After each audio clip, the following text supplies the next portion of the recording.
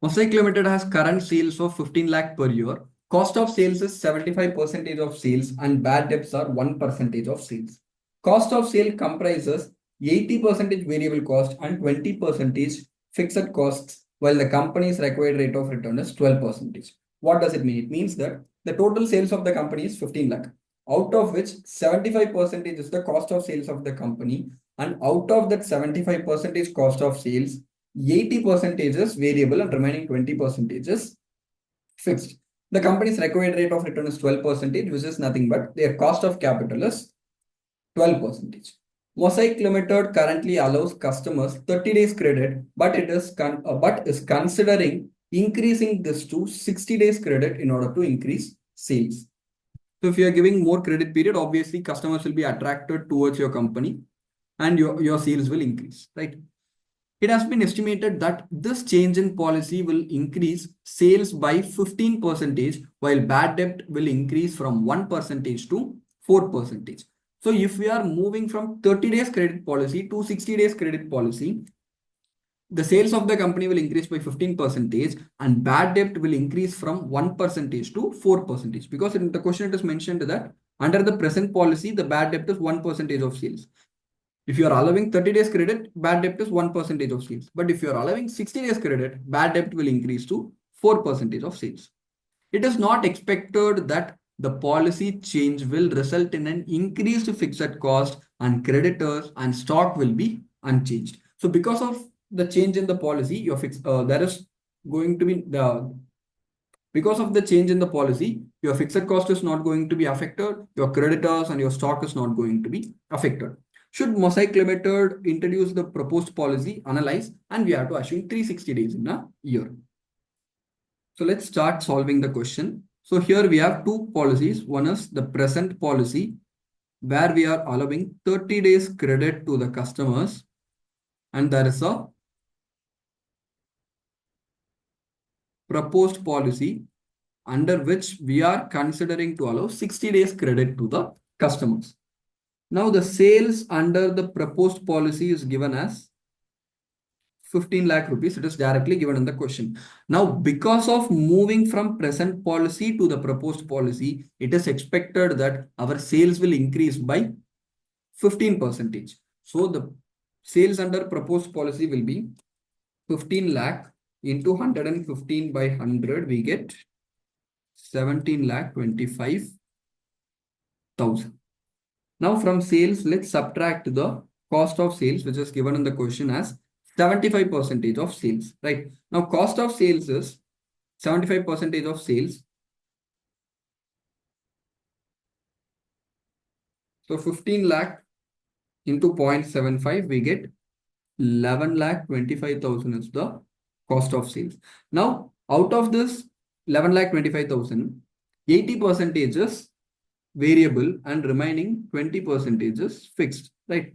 So variable cost of sales is equal to 80% of 11 lakh 25,000, which is nothing but 9 lakh, and fixed cost of sales is 20% of 11 lakh 25,000, which is nothing but 2 lakh 25,000.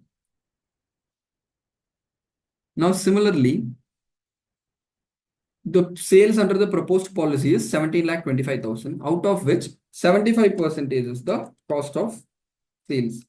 So, which is 12 lakh 93,750. Now, out of this 12 lakh 93,750, 80% is the variable cost of sales. So, when we multiply 80% into 12 lakh 93,750, we get 10 lakh 35,000. Now, out of this 12 lakh 93,750, if 80% is variable, then the remaining 20% should be what? Fixed. So now, when you take 20% of 12 lakh 93,750, we get 2 lakh 58,750. But here, listen, in the question, it is clearly mentioned that it is not expected from here. It is not expected that the policy change will result in an increase in fixed cost. What does it mean? It means that whether you are following the present policy or proposed policy, doesn't matter. Your fixed cost should be the same. So here, even if the fixed cost under present policy is 2,25,000, then the fixed cost of sales under the proposed policy should also be 2,25,000. So here it cannot be 2,58,750, right? So here also it should be 2,25,000 only. So now what can we do? Here, now the problem is 10,35,000 plus 2,25,000. If you add it, it will not add up to 12,93,750. Instead, it will add up to 12,60,000. Right? So here, this is not 12,93,750. It is 12,60,000. But again, the problem is in the question it is mentioned that cost of sales is 75% of the sales, but here 12,60,000 is not 75% of 17,25,000. So this is a problem which is not properly addressed in the ICAI study material also. So the best course of action is to calculate the cost of sales like this. The cost of sales under the proposed policy can be calculated as the sum of these two, 10,35,000 plus 2,25,000. And if you are following this method, you will get the same answer as it is in the study material, right? So now from sales, if we subtract the cost of sales, we will get the profit, and that profit can be called as the profit before bad debt. So sales minus cost of sales is profit before bad debt is equal to 15 lakh minus 11,25,000. We get 3,75,000, and 17,25,000 minus 12,60,000, we get 4,65,000. Now from this, let's subtract the bad debt. In the question, it is clearly mentioned that under the present policy, the bad debt is 1% of sales. Here it is given in the form of words. 1% of the sales is bad debt under the present policy. So the sales amount is 15 lakh, on which if you take 1%, we will get 15,000 is the amount of bad debt. And under the proposed policy, it is mentioned that while bad debts will increase from 1% to 4% in the proposed policy. So the bad debt in proposed policy will be 4% of 17,25,000. So when you take 17,25,000 into 4%, we get 69,000. So 69,000 is the amount of bad debt in the proposed policy. So now profit, we can write as profit after bad debt.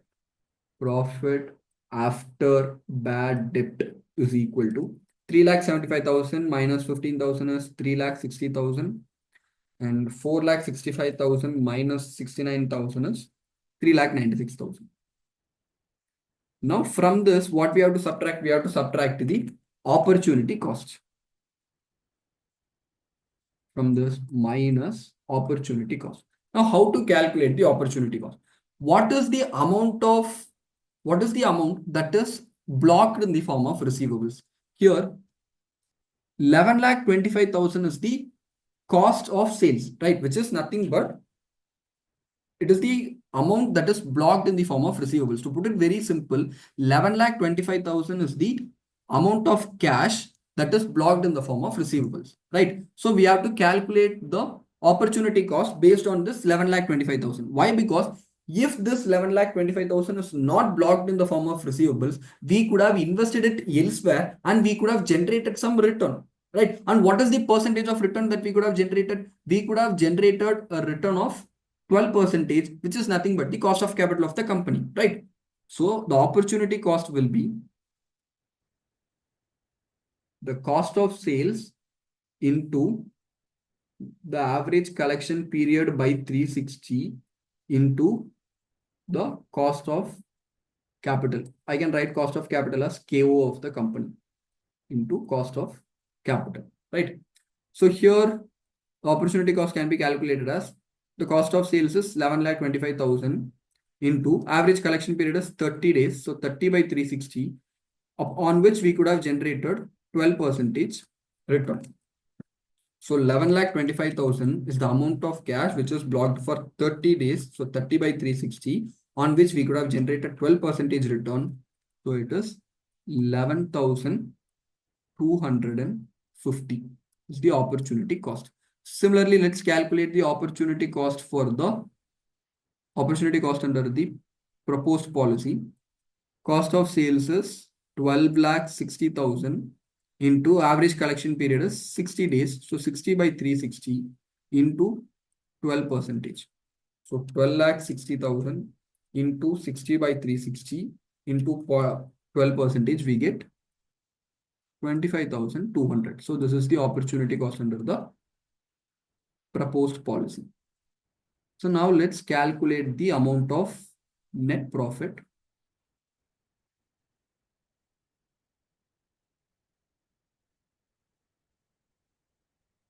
So net profit will be profit after bad debt minus opportunity cost. So net profit is equal to, so 3,60,000 minus 11,250, we get 3,48,750.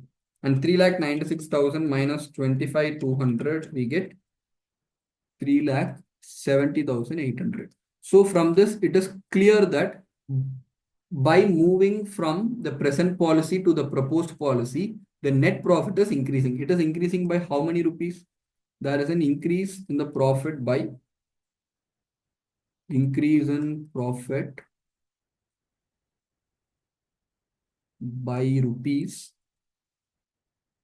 So 370,800 minus 348,750, we get rupees 22,050 rupees. So since the net profit is increasing, it is advisable to move from the present policy to the proposed policy. So the firm should allow 60 days credit instead of 30 days credit.